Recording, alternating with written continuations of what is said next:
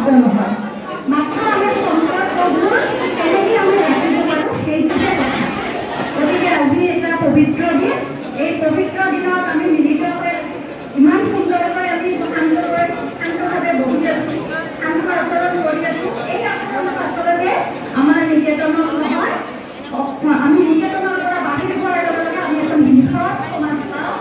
সমাজত পৰিয়ালত সকলোতে আমাৰ ব্যৱহাৰ শান্ত হ'ব লাগে সহনশীল হ'ব লাগে সকলোৰে মৰম থাকিব লাগে মৰমেৰে থাকিলেহে আমি ইজনে সিজনক ভাল পাব পাৰিম হয়নে নহয়